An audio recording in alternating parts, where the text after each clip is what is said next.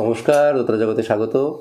এখনও পর্যন্ত যারা আমাদের চ্যানেলটি সাবস্ক্রাইব করেনি অবশ্যই করে সাবস্ক্রাইব করে নেবেন এবং বেল আইকন অবশ্যই করে দেওয়া হবেন, যাতে করে নতুন ভিডিওর ইনফরমেশন আপনারা পান, এবং অবশ্যই করে আমাদের ভিডিওটি শেয়ার করবেন, যাতে যারা লোকসঙ্গীত নিয়ে কাজ করতে চাচ্ছে, লোকে বাদ্যযন্ত্র নিয়ে কাজ করতে চাচ্ছে, তাদের কাছে আমাদের ভিডিও পৌঁছে যায়।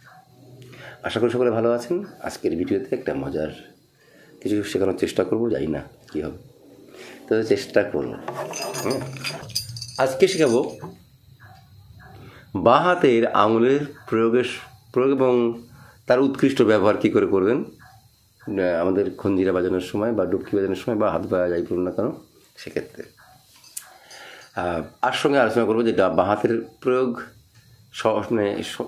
কত রকমের আছে, সেগুলো নিয়ে আমরা একটু ডিসকাস করবো এবং তার ভালো মন্দ নিয়ে আমরা আলোচনা করি। দেখুন, আমাদের খঞ্জিরা যারা আমরা বাড়াতে দেখি, বিশেষ করে দক্ষিণ ভারতীয় যারা আছেন তারা তাও আপনারা দেখেন এইভাবে তারা খঞ্জিরা বাজায়, বিশেষ করে বাঁ হাতটা এইভাবে দিয়ে রাখে, বাঁ হাতটা ধরে রাখে খঞ্জিরা। এটা একটা পদ্ধতি এবং এই পদ্ধতিতে অনেক লোকে বাজান আর কি। বিষয়টা যে দক্ষিণ ভারতে খঞ্জিরা যেভাবে বাজানো হয় সেটা চাপড়টা একটু ভিন্ন ধরনের চাপড়। আর আমাদের পূর্ববঙ্গের এবং তথা পশ্চিমবঙ্গে এই অঞ্চলে যারা লোকসঙ্গীত বা বাউলের সঙ্গে যখন ডুবকি বা খঞ্জিরা বা হাত বাজা যেটা বলুন না কেন সেটা বাজানো হচ্ছে, তার চাপড়টা একটু আলাদা। তার সঙ্গে সঙ্গে বাঁ হাতের প্রয়োগটা একটু ভিন্ন, যা আমার মনে হয় টেকনিক্যালি যারা বাঁ হাতে ভেতর দিকে দিয়ে বাজাচ্ছেন তাদের দেখবেন বাজনার ঠিক শৈলীটা একটু ভিন্ন হয়, এবং আমার মনে হয় এটা অনেক বেশি পরিশীলিত। আমার ব্যক্তিগত ওপিনিয়ন, আমি এটা আইনসঙ্গতভাবে বলছি না, হতে পারে মেবি অনেকের ওপিনিয়ন থাকতে পারে যেটা নয়, সেটা আমি ডিনাই করতে পারি না, কিন্তু আমার ওপিনিয়ন, আমার দৃষ্টিভঙ্গিতে এটি একটি উৎকৃষ্ট পন্থা, বিশেষ করে লোকসঙ্গীতের ক্ষেত্রে প্রয়োগে। কারণ আমরা লোকসঙ্গীতকে যখন আমরা ডুবকি বাজাই, আমরা এক মূল বা মেন ইনস্ট্রুমেন্টের যেমন বাংলা ঢোল শ্রীখোল বাজে, তার সেরকম অবয়বে আমরা বা সেই চিন্তাভাবনাকে প্রেফার করেই আমরা ডুবকি প্লে করি। তাই জন্য আমার মনে হয় কোথাও না কোথাও এটি মূল যন্ত্র হিসেবে বাজে। তাই বাংলা ঢোল বা খোলের যে বাজন শৈলীটা আছে বা যে কথাগুলো আছে সেগুলো এখানে আমরা তুলে আনার চেষ্টা তো করি। তো আজকে সেখানে বাঁ হাতের প্রয়োগটা শেখাবো। বাঁ হাতের প্রয়োগ আগে অনেকবার আপনারা শিখেছেন, তবুও আজকে স্পেশালি আমি একটু অন্যভাবে শেখাবো। মূলত যখন যারা খঞ্জিরা বাজাবেন তাদের ক্ষেত্রে আমার মনে হয় আমরা বাঁ হাতটা সেইখানে ইউজ করবো যেখানে আমরা ডান হাতে ইউজ করবো। অবাক কাণ্ড, বাঁ হাত যেখানে আমরা গিয়ে এরকম রাখবো আঙুলগুলো, দেখুন এখানে হালকা একটু উঁচু হবে। আমার মনে হয় বুঝতে পারছেন, এই যে উঁচু হচ্ছে, ঠিক আছে তো চাপায় বলে এইটা, ঠিক আছে তো খেয়াল করতে হবে। তো এইখানে আমরা যদি ডান হাত দিয়ে স্ট্রোক করি তাহলে এই শার্প সাউন্ডটা পাবো।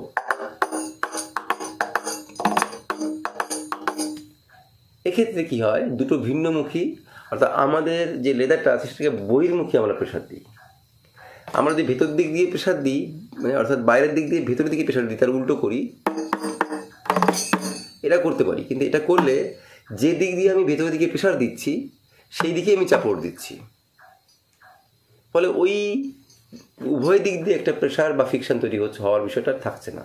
তাই জন্য আমি মনে করি, আমার পার্সোনাল ওপিনিয়ন, আবার বলি, বাইরের দিক থেকে আপনার ভেতরের দিকে, অর্থাৎ এদিক দিয়ে আপনার চামড়ার দিকে প্রেশার দিলে যে জায়গাটা মার্কিং হচ্ছে সেখানে আমরা যদি ডান দিয়ে হাত দিয়ে চাপড় দিই, আঘাত করি, তাহলে শার্প সাউন্ডটা বেরোবে, অর্থাৎ না তা এই ধরনের সাউন্ডগুলো বেরোবে। এইবার না কোথায় বেরোবে তা কোথায় বেরোবে আমি আগেও বলেছি, তবুও আরেকবার বলি মনে করানোর স্বার্থে। আমরা এক কর জায়গা ভেতর থেকে প্লে করলে তা উৎপন্ন হবে। যদি একটু ভেতরের দিকে একদম পুরো কানি ঘেঁষে একদম পুরো ওই কাঠের উপরে বলতে গেলে আমরা স্ট্রোক করি, তাহলে যে সার্ফটা সার্ফ সাউন্ডটা পাবো সেটা না।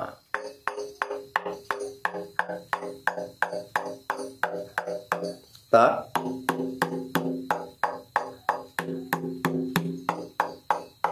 এটার মধ্যে একটা পার্থক্য আছে, বুঝেছেন?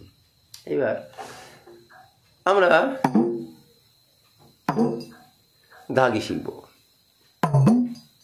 অর্থাৎ ধা খোলা সাউন্ড, ধা খোলা সাউন্ড হলো ধা একটা খোলা সাউন্ড, চেপে দিলেই ধাগি। এবার ধাঁধির ক্ষেত্রেও আমরা একই জিনিস ইউজ করবো, যেহেতু আমাদের তবলার মতো বায়ার অবস্থানটা এভাবে অন্যরকম ভাবে তবলার ক্ষেত্রে আছে, বায়া স্পেশালি আমাদের তো বায়া নেই, তো একই জায়গায় ভিন্ন ভিন্ন সাউন্ডের কনসেপ্ট আসবে। ধাগি ধাগি তা তিতি না, তাড়াতাড়ি কেটে না,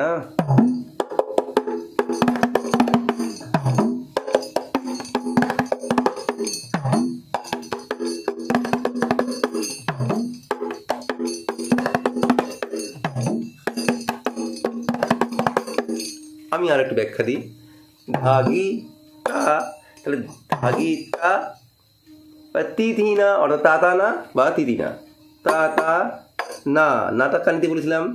তাহলে ধাগি অর্থাৎ ধার ওপেন সাউন্ড করে গিটা আমরা চেপে দেবো, ধাগি তা অর্থাৎ এক কর মতো জায়গায় আমরা ভেতরে ঢুকাবো, ধাগি তা বা তিথি না, একই জায়গায় ডবল স্ট্রোক, তিথি নাটা বলেছিলাম কানিতে হয় বা একদম কাঠের উপরে এই সাউন্ডটা বেরোবে। তবে ধাগি তিথি না, এটা যখন তৈরি করে ফেললাম, তাড়াতাড়ি কেটে না, তাড়াতাড়ি কেটে আমি শিখিয়ে দিয়েছি, আর তাও শিখে দেখলেন এই মাত্র, আর নাও শিখলেন। তাহলে ধাগি তিথি না,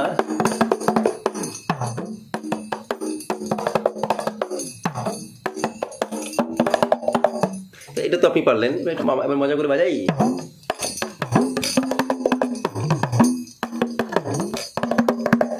এই যে আমরা আস্তে আস্তে ভেরিয়েশন করতে পারি। হ্যাঁ,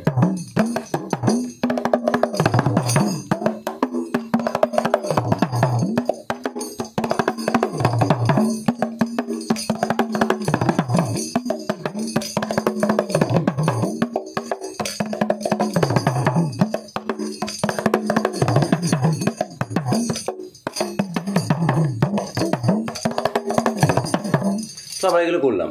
তো আশা রাখি এটা আপনারা প্র্যাকটিস করবেন এবং লোকসঙ্গীতের ধারক এবং বাহক হিসাবে আপনারা আপনাকে এগিয়ে নিয়ে যাবেন। দেখুন, আমি আবার বলি, লোকসঙ্গীতে আমাদের বিশেষ করে পশ্চিমবঙ্গের আঞ্চলিক গানের বাজনার সঙ্গে ডুক্কির যেভাবে সংযোগ আছে, তো আমি ব্যক্তিগতভাবে বলছি যে আমি এই বোলগুলো বলছি, এগুলি আমি আমার মতো করে তৈরি করে, মানে অর্থাৎ সেগুলো আমার মতো করে আমার চিন্তাভাবনা পোষণ করে সেগুলোকে একটা মানে কথার অবয়ব, অর্থাৎ মিউজিকের যে ভাষা, রিদিম ইনস্ট্রুমেন্টের যে ভাষা, তার অবয়বে ফেলার চেষ্টা করে আপনাদের সামনে উপহার দেওয়ার চেষ্টা করছি, যাতে করে আপনাদের সঙ্গে আমার এই দেওয়া নেওয়ার মধ্যে একটা নিজস্ব ভাষা তৈরি হয়। আমি কোনো বড় পণ্ডিত নই বা কিছু নই, বা প্লিজ আমাকে আপনারা ক্ষমার চোখে দেখবেন যদি আমার এর থেকে কোনো একজন ব্যক্তি শিখতে পারেন বা তিনি একটু বাড়াতে পারেন। আমার মতো কোনো একজন অশিক্ষিত লোক যদি যিনি যার ব্যাকগ্রাউন্ডে গান বাজনা নেই, তিনি যদি একদিন মিউজিক নিয়ে বসেন বা একদিন এই ডুক্কি সাহস করে নিয়ে বসেন, তাহলে আমার মনে হবে আমার বাজনাটা সার্থক হয়েছে, আমার শেখানোটা সার্থক হয়েছে। আমি কোনো পণ্ডিতের দলে নই, আমাকে সেই দলে ফেলবেন না, আমাকে ক্ষমার চোখে দেখবেন। শুধু আমার যে ভাষা, গানের সুরের ভাষা, সেটা আপনার কাছে পৌঁছুক বা আপনার সঙ্গে আমার বন্ধুত্ব, সেটা আমি চাই। আমি আর কিছু বুঝি না, ফলে আমার যে প্রচেষ্টা তার মধ্যে কোনো ঘাটতি নেই, তার মধ্যে কোনো অসততা নেই। ফলে আমি চাইবো আপনারা বাজান, প্র্যাকটিস করুন। এবং যেহেতু টুপকির উপরে আমাদের ভালো বই, যেভাবে আমাদের বাউল গানের পরে বা লোকসঙ্গীতের পরে বাজানো হয়, সেরকম ধাঁচের গ্রামাটিক্যালি কোনো বই আমরা হাতে পাইনি, আমার অন্তত হাতে আসেনি। তাই আমি চেষ্টা করেছি যারা ডুক্কি বাজানো শিখতে যাচ্ছেন তাদের কাছে আমার অন্তরের ভাষাটা পৌঁছে দেওয়ার জন্য, এটা আমার প্রচেষ্টা। সকলে ভালো থাকবেন। আবার বলি, আমাদের চ্যানেলটি সাবস্ক্রাইব করবেন এবং যদি ভালো লাগে লাইক করবেন এবং অন্যের মধ্যে একটু শেয়ার করবেন, কারণ আপনাদের জন্যই আমি কষ্ট করে এইসব চিন্তাভাবনা করি, যাতে করে সাহস পাবো একটু। সকলে ভালো থাকবেন, সুস্থ থাকবেন। আর যদি কোনো কোয়ারিজ থাকে আপনারা আমায় ফোন করতে পারেন। আমার নাম্বার হচ্ছে 9635577068। সকলে ভালো থাকবেন, সুস্থ থাকবেন, এই কামনা করে আজকে শেষ করছি। নমস্কার।